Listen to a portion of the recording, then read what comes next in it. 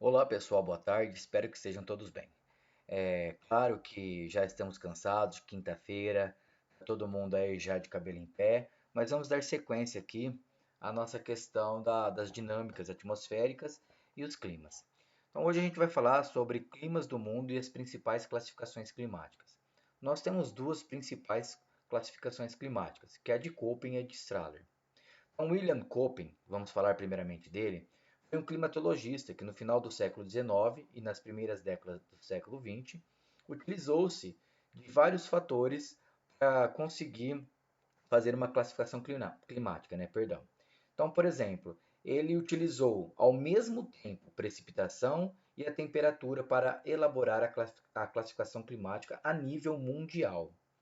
Então, seu modelo envolve um conjunto de letras minúsculas e maiúsculas para identificar os grandes grupos e subgrupos climáticos e algumas variações periódicas. Tá?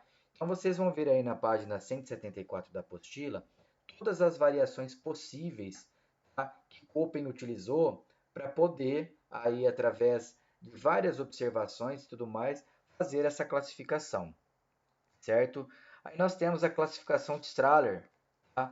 Que é uma classificação também baseada na circulação atmosférica, tá? Então, por exemplo, a Strahler usou aqui a questão do movimento das massas de ar. Então, através do movimento dessas massas de ar e os períodos em que elas se movem no globo, ele conseguiu determinar também uma classificação climática. Ok? A mais utilizada hoje ainda é a de Köppen. Mas vamos lá, vamos entender cada um desses climas e por que eles ocorrem, ok? Então, vamos lá.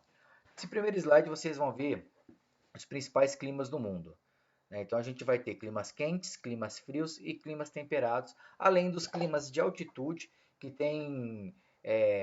O que importa na questão aí é que eles têm uma diferenciação dos diferentes climas do mundo. Tá? Então a gente vai perceber que os climas quentes eles estão entre os principais trópicos, né? Trópico de Câncer e Trópico de Capricórnio. Isso está relacionado à quantidade de radiação solar que o globo terrestre. Então, nessa região de baixas latitudes, né, a gente vai observar aqui, ó, 0 grau do Equador até 20 e poucos graus no Trópico de Capricórnio ao sul e 20 e poucos graus no Trópico de Câncer ao norte. Essa região central do globo vai ser onde a gente vai encontrar os climas quentes. Por quê? Porque é onde há maior radiação solar. Já no subtropical, que é nas médias, tá, latitudes, olha, aqui ó, a gente vai perceber que são os climas temperados. Esses climas temperados, nós vamos ter aí a principal característica das quatro estações bem definidas. E por último, os climas frios e polares, que são as altas latitudes, ok? Que são essas regiões aqui, ó, que vocês vão ver em azul aqui, beleza? Então vamos lá. Os conjuntos climáticos eles são definidos pelos principais trópicos, ok? Os trópicos, eles determinam aí os grandes macroclimas, tá? Esses macroclimas, eles são definidos pela quantidade de radiação solar que o planeta recebe.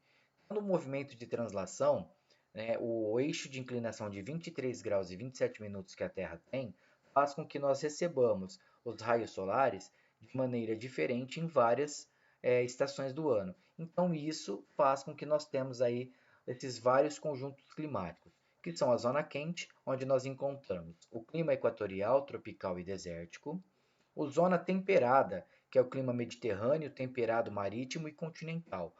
Essa questão do temperado marítimo e continental é simplesmente o seguinte: o temperado marítimo recebe influência da maritimidade, da proximidade com o oceano, enquanto o continental ele recebe ali as influências do continente, relevo, vegetação, hidrografia e tudo mais. Então é só essa a diferença. E a zona fria, onde nós encontramos os climas frios e polares. Bom, o clima desértico. O clima desértico, como já vimos anteriormente, a principal característica dele é a falta de pluviosidade, né? Ou melhor, a falta de chuva. Um deserto chove menos de 200 milímetros ao ano, beleza? Então a gente tem que entender que essa região é de pouquíssima chuva. Os desertos geralmente eles estão, né, na área quente. entre os trópicos, né, como a gente já viu anteriormente. Então, quer dizer, muitos desses desertos ocorrem por barreiras naturais, por exemplo, como o próprio deserto do Saara, que é a cadeia do Atlas, né, que fica a nordeste do território do deserto do Saara, impede que o ar úmido vindo do oceano chegue àquela região provocando chuva, deixando assim aquela região numa situação árida.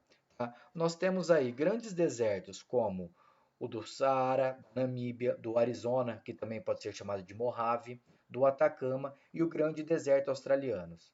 E encontramos desertos também em latitudes mais elevadas no globo, em virtude de fatores locais, como por exemplo, já falei, a continentalidade e as barreiras de relevo que impedem das correntes marítimas chegarem até ela, como por exemplo o deserto de Gobi na China. Bom, as características desse clima é o seguinte: temperaturas mensais elevadas ao longo de todo o ano. E é interessante lembrar que são amplitudes térmicas diárias elevadíssimas, podendo ultrapassar os 30 graus. Por quê? Porque durante o dia, a sílica ou silício, né, que é a areia, ela, enquanto ela está recebendo energia solar, ela se aquece. Porém, como ela é um péssimo condutor térmico, à noite os desertos podem chegar a menos a temperaturas negativas, perdão, fazendo com que nós tenhamos essa amplitude térmica elevada. Amplitude térmica, para quem não sabe, é simplesmente a diferença entre a mínima e a máxima durante um dia. A precipitação é rara e irregular, como eu já disse anteriormente, menos de 250 milímetros por ano. Para vocês terem uma ideia, às vezes aqui a gente tem 250 milímetros em uma semana durante as estações da chuva, né? E lá nós temos menos de 250 milímetros por ano. Não existe uma estação úmida, né? Podendo passar anos sem cair uma gota d'água, como por exemplo o deserto do Atacama, o deserto mais árido do mundo. Tá? No deserto existe uma grande escassez de água e umidade, influenciada pelas altas pressões permanentes, rápida evaporação e forte insolação. Por exemplo, ali não dá nem tempo de evaporar, de quando cai, se evapora. Então, esse é um problema muito sério. Vegetação característica são as formações xerófitas, plantas que se adaptaram à falta d'água, e alguns oásis, por exemplo, onde nós vamos encontrar uma vegetação um pouco mais abundante, que é graças às águas subterrâneas que ficam próximas à superfície. Aqui algumas imagens, olha, essas daqui é vegetação arbustiva e tudo mais, né? A gente vai ver que ela é sempre uma vegetação rasteira e essa cor dela é interessante. A caatinga brasileira, né? Ela recebe esse nome devido a essa coloração aqui acinzentada. A gente vê aqui um oásis, né? Que se dá por conta essa vegetação que a gente pode observar aqui. A gente vai ver porque é por conta de água subterrânea que eles conseguem, que ela chega até a superfície, tá? E mantém essa vegetação. Bom, clima de monções. Esse é um clima muito importante. Ele ocorre principalmente na China, tá? E na Índia.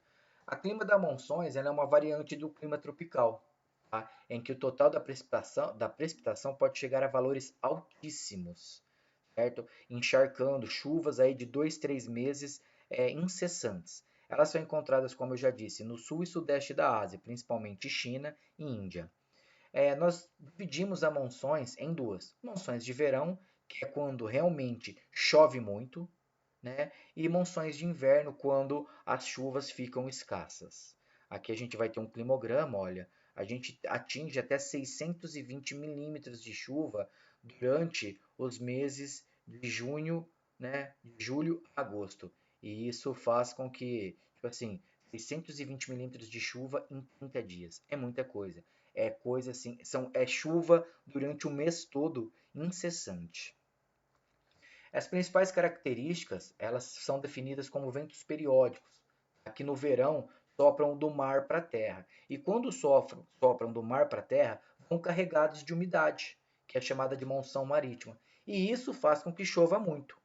Durante o inverno, sopram da terra para o mar, fazendo com que leve toda a umidade dali para o mar, fazendo com que não chova, que é a monção continental.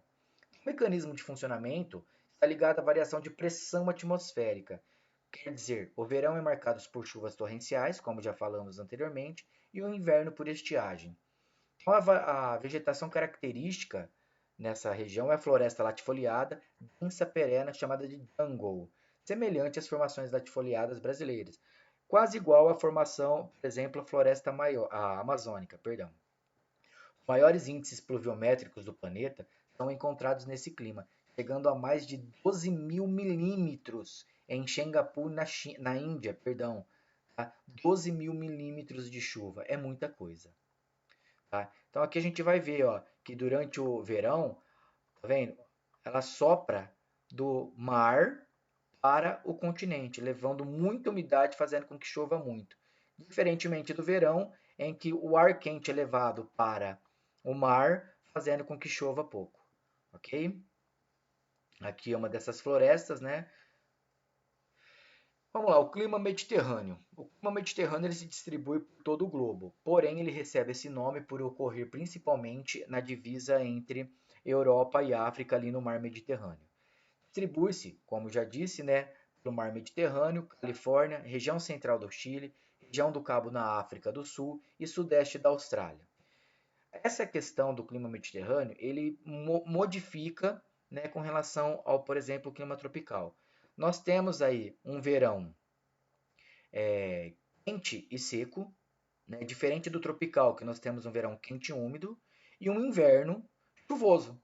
Tá? Então, o clima mediterrâneo ele se caracteriza principalmente por ter um verão quente e seco, e se deve à atuação dos ventos provenientes do Saara, e nós temos depois um inverno chuvoso. Tá? Os invernos são úmidos e suaves, as temperaturas não são, né, não chegam a ser negativas, tendo uma temperatura média nos meses mais frios entre 6 e 10 graus Celsius. As amplitudes térmicas são moderadas, tá? Elas ficam ali entre a casa de 6 e 17 graus, não tendo aí uma variação muito grande. A precipitação é escassa e regular, concentrando-se essencialmente nos meses de outubro e inverno, devido à maior influência das baixas pressões subpolares, tá? Então, o total anual pode variar de 400 a 900 milímetros. A vegetação característica é chamada de maquis, e garrigues são formações arbustivas. Olha aqui, que a gente vai ver sempre uma vegetação mais baixa, arbustiva, tá? Formações de cadeias aqui ao longo, tanto do sul da Europa quanto do norte da África, tá? E vamos agora para o clima polar. Esse clima surge nas altas latitudes, de 70 a 80 graus. É o seguinte, eles ocorrem nos continentes americano, asiático e parte do europeu, tá? As regiões polares da Europa, norte da Escandinávia. Aí a questão é a seguinte: qual que é a principal característica? Frio o ano todo. Pouca precipitação devido às baixas pressões, tá? E também nós temos aí na Groenlândia e na Antártida. As temperaturas aqui podem chegar até menos 70 graus ou 70 graus negativos, certo? As principais características são invernos frios e prolongados. Verões são curtíssimos, quase inexistentes, e quando aparece a tundra, que é uma vegetação de líquens arbustiva que serve para alimento dos animais que ali vivem, porém ocorrem, como eu disse anteriormente, em verões curtíssimos. As precipitações são reduzidas na maior parte do ano por conta da neve, ok? Então, tipo assim, a gente tem essas principais características e é uma coisa que a gente deve levar muito em consideração. Tá? Uma das situações que a gente leva em consideração aqui é que nessas regiões há pouquíssima presença humana. Olha aqui, essa vegetação aqui, ó, tá? Bastante, tipo uma gramínea, líquens e musgos, são a tundra, que aparece nos curtos verões aí, entre um mês e meio a 2 meses. A questão do clima temperado. Esse clima aqui, a principal característica dele, como está grifado aí em vermelho, é as estações climáticas bem definidas. Verões relativamente quentes, comparados ao inverno, né? Nós temos aí um inverno bastante frio, com presença de neve. Só que existem aí as variações, onde eu disse anteriormente, com relação à questão oceânica e a continental, né? Oceânica, maritimidade e continentalidade. Então a gente vai ter aí a presença de algumas situações que podem influenciar nas características desse clima. Vamos lá. Temperado oceânico, ele domina na Europa Ocidental, né, que faz divisa ali com o Oceano Atlântico. Então ali é muito chuvoso devido à presença do oceano. Enquanto nas áreas continentais ele vai ser menos chuvoso e mais frio. Então vamos às suas características. As temperaturas médias mensais são amenas, tendo um verão fresco, temperatura média entre 15 e 20 graus, e um inverno pouco frio, temperatura média superior a 5 graus Celsius. A amplitude térmica anual ela é pouco acentuada, então ela não sofre grandes diferenças. A amenidade das temperaturas deve-se à proximidade com o mar, como eu já disse. Chove o ano todo, justamente por conta dessa proximidade e da grande umidade presente ali. A vegetação característica é a floresta de folha caduca ou caducifólia, constituída por árvores altas e de grandes folhas. Já no temperado continental, nós vamos ter aí o interior do continente, né, influenciando toda a questão aí das temperaturas, né? Uma vez que ela fica, olha, longe das influências marítimas. Vamos lá. Características: os invernos são longos e secos e muito frios, bem diferentes dos temperado oceânico. Tá? As temperaturas vão atingir até 15 graus negativos, enquanto os verões quentes são curtos. Tá? A amplitude térmica anual ela é muito elevada, diferente novamente da questão oceânica. Tá? Ela pode atingir mais de 20 graus, chegando a atingir em algumas estações os 40 graus centígrados, como a gente vê em algumas situações, em alguns anos, onde os verões na Europa são muito quentes e acabam matando muita gente que não está acostumada com isso. A chuva ela é relativamente escassa, com máximos no verão e mínimos no inverno, e frequentemente sob a forma de neve. A vegetação característica são as pradarias ou estepes, tá? Grandes planícies cobertas por vegetações mais rasteiras. Olha aqui, ó, a gente vai ver bastante árvores esparsas e na maioria das vezes a vegetação rasteira, igual ao Pampa Gaúcho. Temperado frio ou subpolar, localiza-se no interior dos continentes, nas áreas de prolongamento do clima temperado. Então a gente vai ter ali sempre ao norte ou ao sul, que é o prolongamento do clima temperado, a gente vai chegando ao clima frio ou subpolar, tá? Elas estão ali entre as latitudes 55 e 65 graus norte. É próprio do norte da Europa, da Sibéria, do Alasca e norte do Canadá, onde a gente vai ter ali a taiga ou a floresta de coníferas. Suas características são os invernos muito frios e longos, tá? Eles duram cerca de 6 a 8 meses e as temperaturas são abaixo do 0 grau. Isso quer dizer que nós temos aí verões também bastante curtos, quando temos, tá? Temperatura média mensal 18 graus. Então, quer dizer, é uma temperatura bem abaixo da média mundial. As amplitudes térmicas anuais são relativamente elevadas, por quê? Porque nos invernos elas vão a 20, 30 graus negativos, até 18 graus positivo, nós temos aí essa amplitude bastante alta. As precipitações são reduzidas devido à questão do frio, tá? Na maioria das vezes ocorre sob forma de neve, e a vegetação característica é a floresta de conífera ou boreal, tá? Chamada também de taiga, que são os pinheiros e os abetos, tá? Que é aquela vegetação em forma de cone para permitir que a neve escorra dela, evitando a quebra dessas árvores. Olha aqui o exemplo delas, né? Taiga ou Boreal Forest, né? E outra coisa, as folhas delas são em forma de agulha para elas perderem pouca água, tá? Isso é muito interessante também, para evitar a evapotranspiração.